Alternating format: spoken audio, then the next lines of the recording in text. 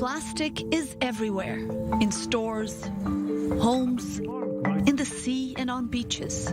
In Israel, disposable cups, plates, cutlery are a household staple in many homes, part of the culture, and unfortunately, part of nature here as well. Despite environmental and health concerns, the first item on the agenda of newly instated Finance Minister Bezalel Smotrich was to make single-use plastic cheaper. Studies repeatedly place Israelis among the top world leaders in the use of disposable plastic per capita. Israel's coastline is contaminated with over 2 tons of microplastic. In late 2021, Israel's last government introduced a tax on single-use plastic. But that's all about to change. Because apart from the environmental factors, the use of disposable plastic in Israel has a significant cultural and political component. The taxes were viewed as a way of knocking down the Haredi population that uses them more than maybe other sectors because bigger families, more Shabbat meals, more smachot, more like occasions. And so they use we use a lot of disposables.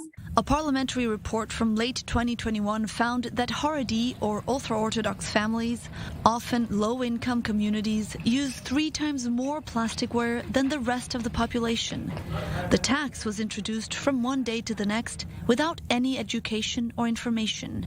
It's important because it's a symbol of this past government relationship with the Haredi parties and the Haredi public. The average Haredi family is 9 people. Once a week, you have 3 Shabbat meals where everyone's at the table, plus you usually have some guests, right? So you have an average, and you have an average of like 3 courses and a meal. That's about 100 plates. And that's not including glasses and silverware and serving platters. So it's basically, it's like having a Thanksgiving meal 3 times a week. The higher prices on disposable plastic products hit the pockets of many Israelis, causing a 50% drop in the use of such plastic and a reduction of 18% of that waste on the beaches. Plastic waste is the biggest pollution problem on Israel's beaches. Look at this. On a regular afternoon walk, you'll find trash spread out. Now, 70% of the waste that's found in the sea and on the beaches here is exactly this, discarded plastic. And the Israeli beaches are among the top most polluted in the Mediterranean region. Plastic-Free Israel organizes small and large beach cleanups, and they noticed a significant difference. Now they worry people will run back to the stores and the progress made last year will be reversed due to the lower prices. And they say the cheap price of plastic today hides its true cost. Single-use plastic is bad for the environment, is bad for human health. It's becoming little pieces of microplastic that are harming waterways, that are harming wildlife, and also it was found in our bodies, in human lungs, in breast milk, in our blood system, in our digestive system. We don't need more evidence, it's there, and a big part of it is that we're eating and drinking from single-use plastics.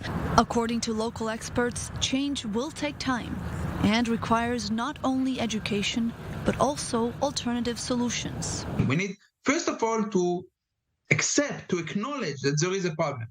Okay, there is a problem that we are using chemicals that are, some of them are forever chemicals and they stay around for many, many, many years and not only infect or pollute ourselves, and animals, but also the next generations and the next generations. So we need to take steps, but we need to see what are the replacements. Until then, volunteers and special guests will continue to clean up the mountains of plastic polluting Israel's nature.